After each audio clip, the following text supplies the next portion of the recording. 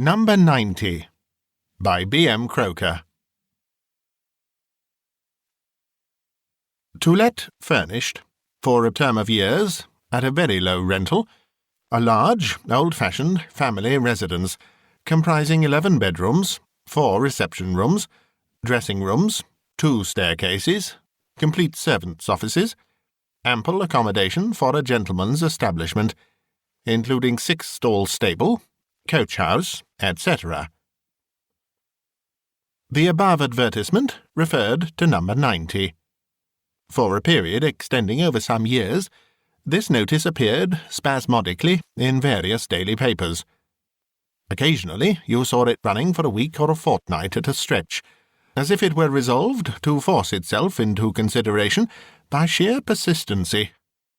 Sometimes for months I looked for it in vain. Other ignorant folk might possibly fancy that the effort of the house-agent had been crowned at last with success, that it was let and no longer in the market. I knew better.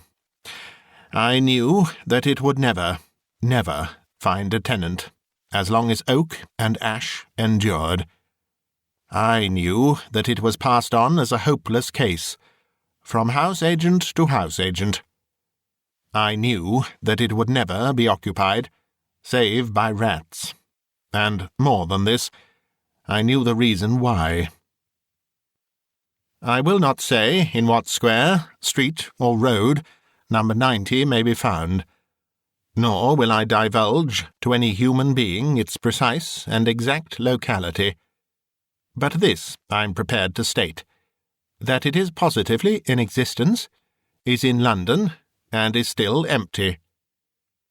20 years ago, this very Christmas, my friend John Hollyoak, civil engineer, and I were guests at a bachelor's party, partaking, in company with 8 other celibates, of a very recherché little dinner in the neighbourhood of Piccadilly. Conversation became very brisk as the champagne circulated, and many topics were started, discussed, and dismissed.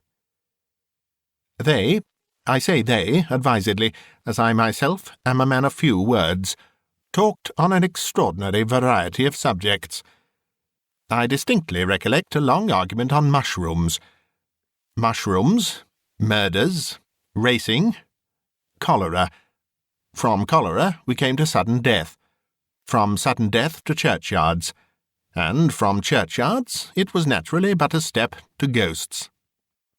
On this last topic the arguments became fast and furious, for the company was divided into 2 camps.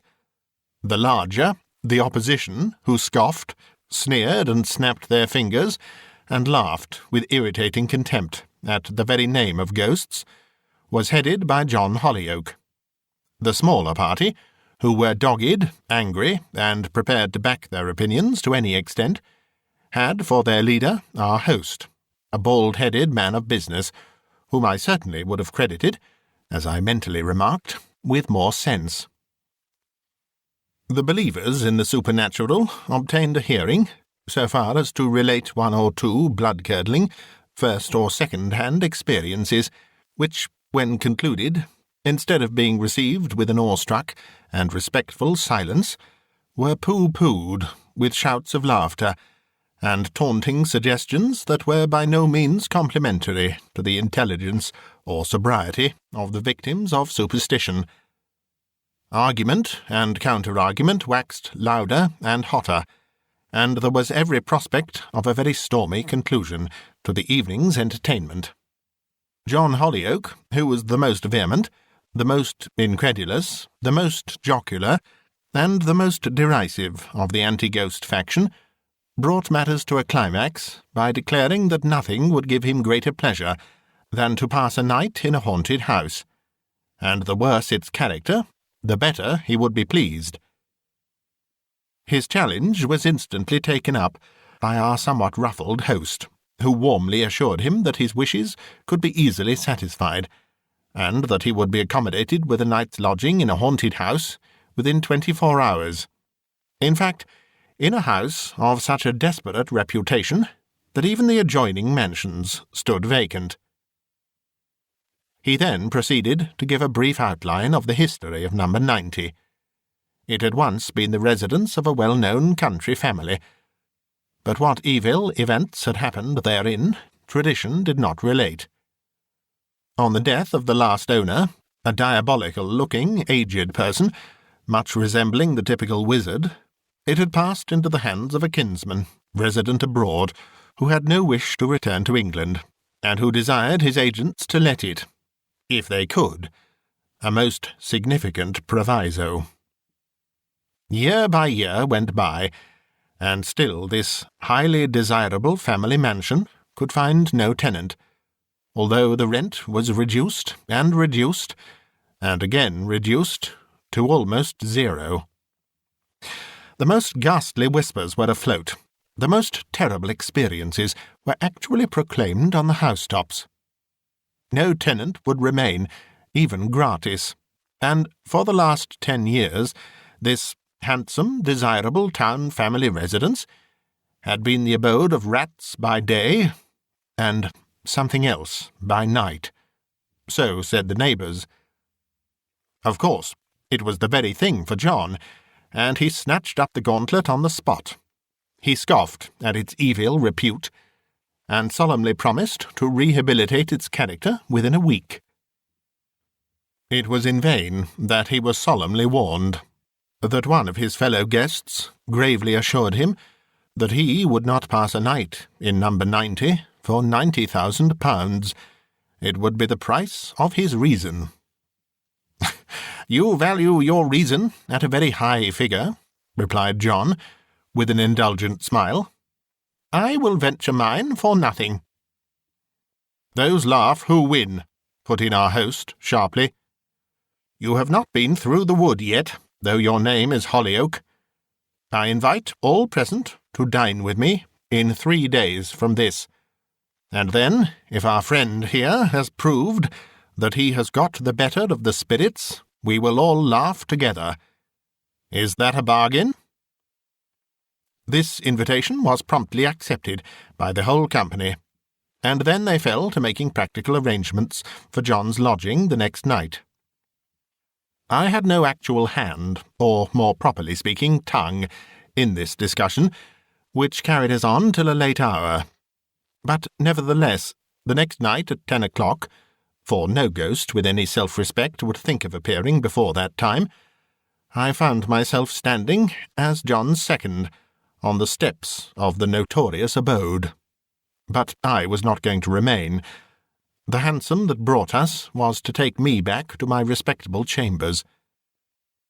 This ill-fated house was large, solemn-looking, and gloomy. A heavy portico frowned down on neighbouring bare-faced hall doors. The caretaker, an army pensioner, bravest of the brave in daylight, was prudently awaiting us outside with a key, which said key he turned in the lock, and admitted us into a great echoing hall, black as Erebus, saying as he did so, "My missus has haired the bed, and made up a good fire in the first front, sir. Your things is all laid out, and," dubiously to John, "I hope you'll have a comfortable night, sir." No, sir.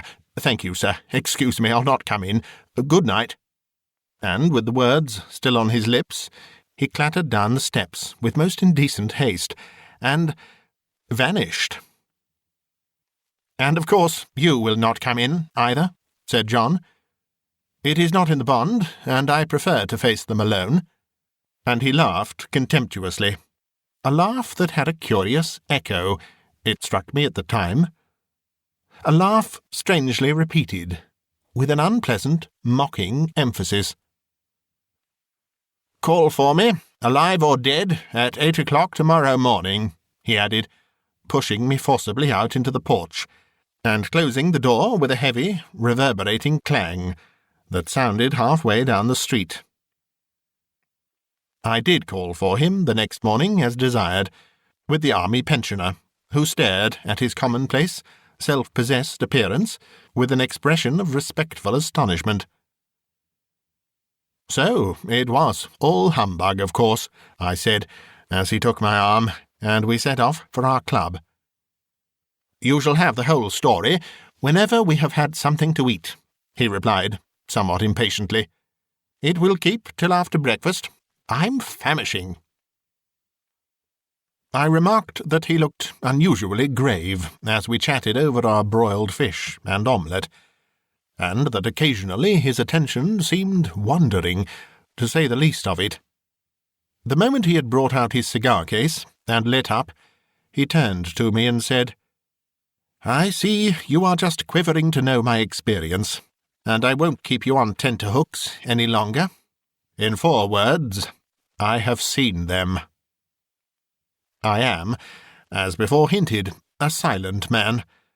I merely looked at him with widely parted mouth and staring, interrogative eyes. I believe I had best endeavour to give the narrative without comment, and in John Hollyoak's own way. This is, as well as I can recollect, his experience, word for word. I proceeded upstairs, after I had shut you out, lighting my way by a match, and found the front room easily, as the door was ajar, and it was lit up by a roaring and most cheerful-looking fire and 2 wax candles. It was a comfortable apartment, furnished with old-fashioned chairs and tables, and the traditional 4-poster. There were numerous doors, which proved to be cupboards, and when I had executed a rigorous search in each of these closets, and locked them, and investigated the bed, above and beneath, sounded the walls, and bolted the door, I sat down before the fire, lit a cigar, opened a book, and felt that I was going to be master of the situation, and most thoroughly and comfortably at home. My novel proved absorbing. I read on greedily, chapter after chapter, and so interested was I, and amused, for it was a lively book, that I positively lost sight of my whereabouts, and fancied myself reading in my own chamber. There was not a sound, not even a mouse in the wainscot. The coals dropping from the grate occasionally broke the silence, till a neighbouring church clock slowly boomed 12. "The hour," I said to myself, with a laugh, as I gave the fire a rousing poke, and commenced a fresh chapter. But ere I had read 3 pages, I had occasion to pause and listen. What was that distinct sound, now coming nearer and nearer? "Rats, of course," said common sense.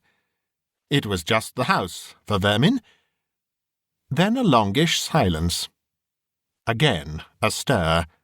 Sounds approaching, as if apparently caused by many feet passing down the corridor. High-heeled shoes, the sweeping switch of silken trains. Of course, it was all imagination, I assured myself. Or rats. Rats were capable of making such curious, improbable noises. Then another silence. No sound but cinders and the ticking of my watch, which I had laid upon the table.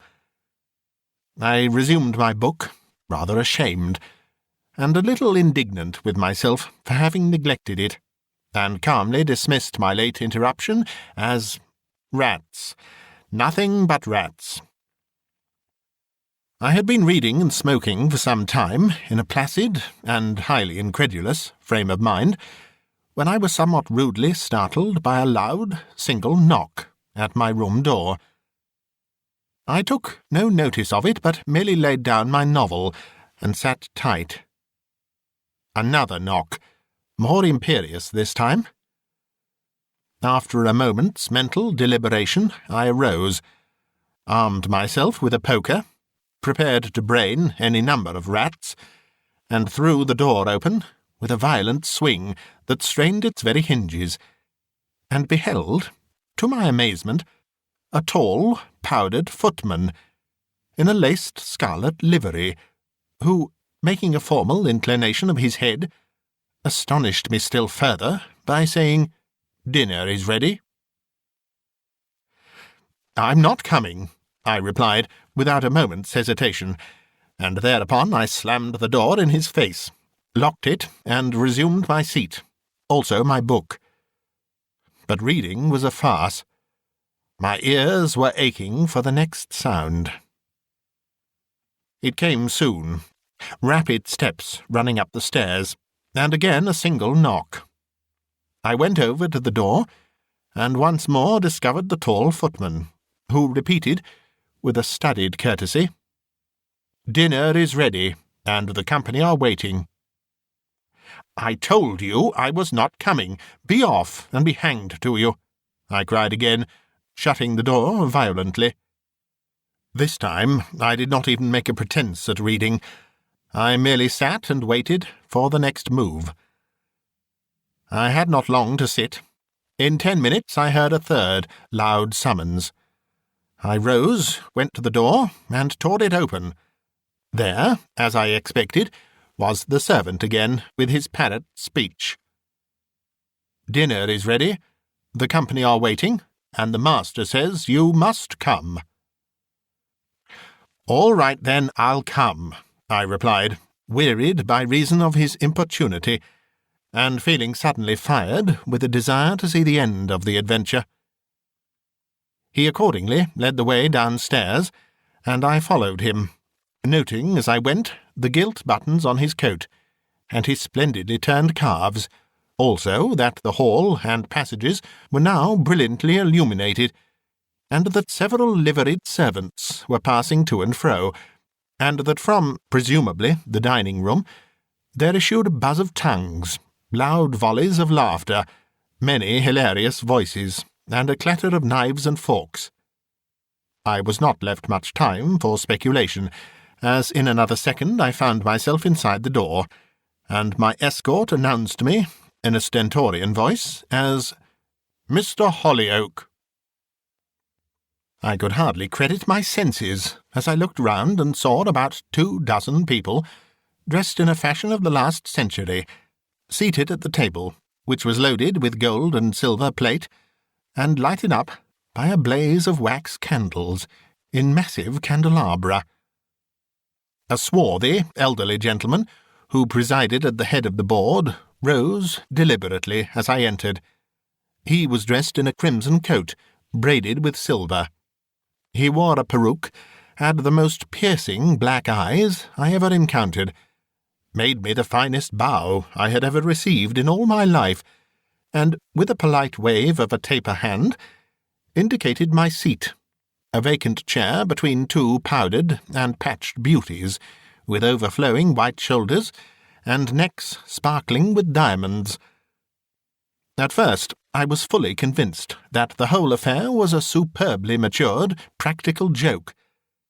Everything looked so real, so truly flesh and blood, so complete in every detail, but I gazed around in vain for one familiar face. I saw young, old, and elderly, handsome, and the reverse. On all faces there was a similar expression, reckless, hardened defiance, and something else that made me shudder, but that I could not classify or define. Were they a secret community? Burglars or coiners? But no, in one rapid glance I noticed that they belonged exclusively to the upper stratum of society, bygone society. The jabber of talking had momentarily ceased, and the host, imperiously hammering the table with a knife handle, said in a singularly harsh, grating voice, "Ladies and gentlemen, permit me to give you a toast. Our guest," looking straight at me with his glittering coal-black eyes. Every glass was immediately raised. 20 faces were turned towards mine, when, happily, a sudden impulse seized me.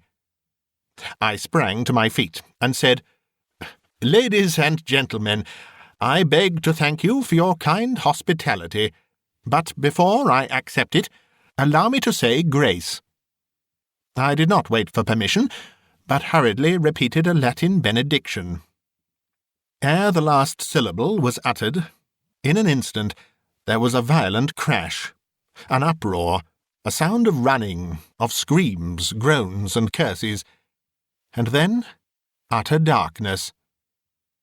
I found myself standing alone by a big mahogany table, which I could just dimly discern by the aid of a street lamp that threw its meagre rays into the great empty dining-room from the other side of the area.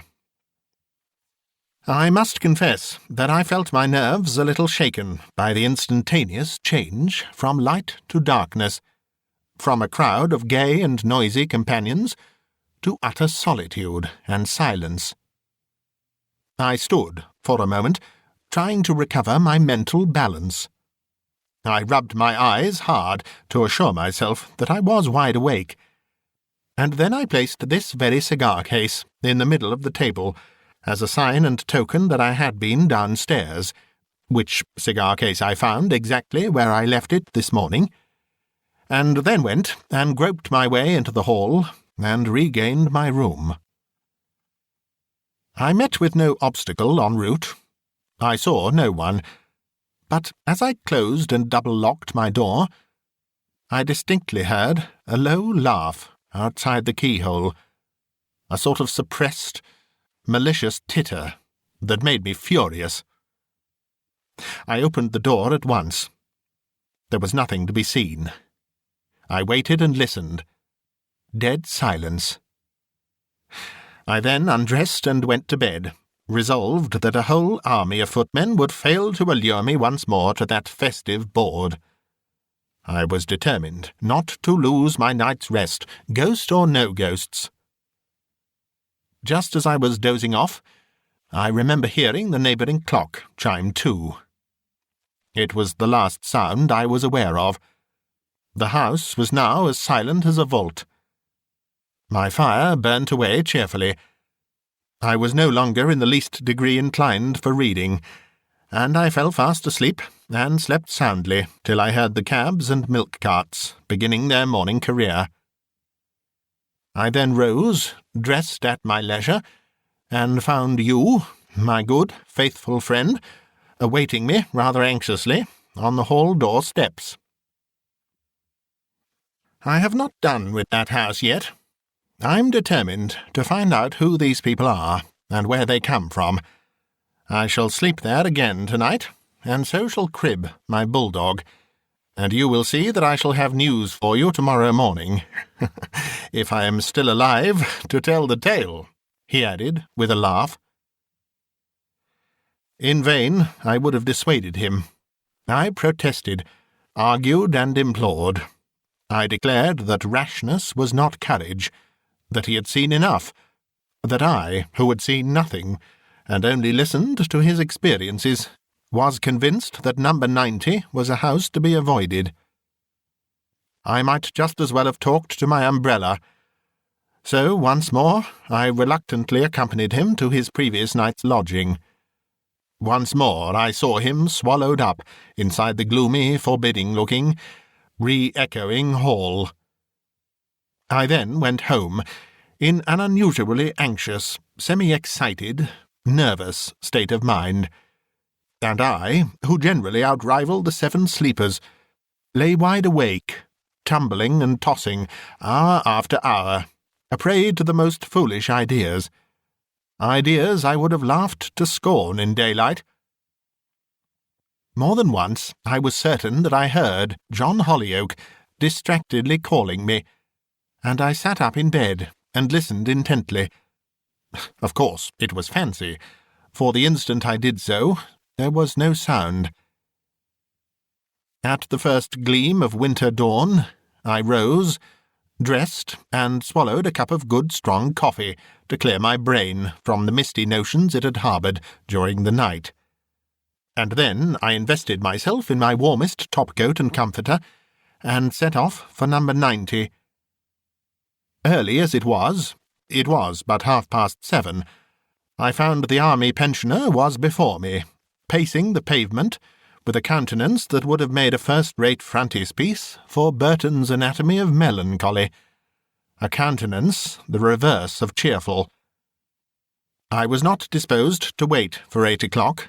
I was too uneasy, and too impatient for further particulars of the dinner party, so I rang with all my might and knocked with all my main.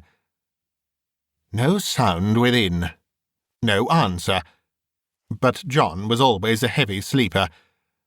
I was resolved to arouse him all the same, and knocked and rang and knocked, incessantly for fully 10 minutes. I then stooped down and applied my eye to the keyhole.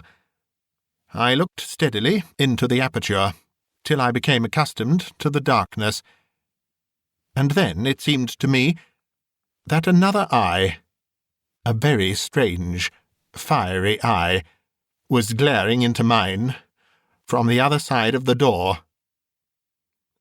I removed my eye and applied my mouth instead, and shouted with all the power of my lungs. I did not care a straw if passers-by took me for an escaped lunatic. "John! John! Hollyoak!" How his name echoed and re-echoed up through that great empty house. He must hear that, I said to myself, as I pressed my ear closely against the lock, and listened with throbbing suspense. The echo of Hollyoak had hardly died away, when I swear that I distinctly heard a low, sniggering, mocking laugh. That was my only answer. That, and a vast, unresponsive silence. I was now quite desperate. I shook the door frantically, with all my strength. I broke the bell. In short, my behaviour was such that it excited the curiosity of a policeman who crossed the road to know what was up. "I want to get in," I panted, breathless with my exertions. "You'd better stay where you are," said Bobby. "The outside of this house is the best of it. There are terrible stories." "But there is a gentleman inside it," I interrupted impatiently. "He slept there last night, and I can't wake him. He has the key." "Oh, you can't wake him," returned the policeman gravely. "Then we must get a locksmith." But already the thoughtful pensioner had procured one, and already a considerable and curious crowd surrounded the steps. After 5 minutes of, to me, maddening delay, the great heavy door was opened and swung slowly back, and I instantly rushed in, followed less precipitately by the policeman and the pensioner. I had not far to seek John Hollyoak. He and his dog were lying at the foot of the stairs, both stone dead.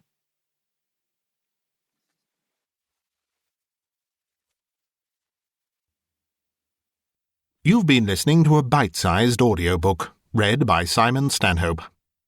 For more stories like this, please try the links below, and do click subscribe and hit the bell to hear about future uploads. You may also be interested in becoming a channel member. There are a few options available with various benefits. Click the Join button to find out more. This recording is copyright Bitesized Audio 2021. Thank you for listening.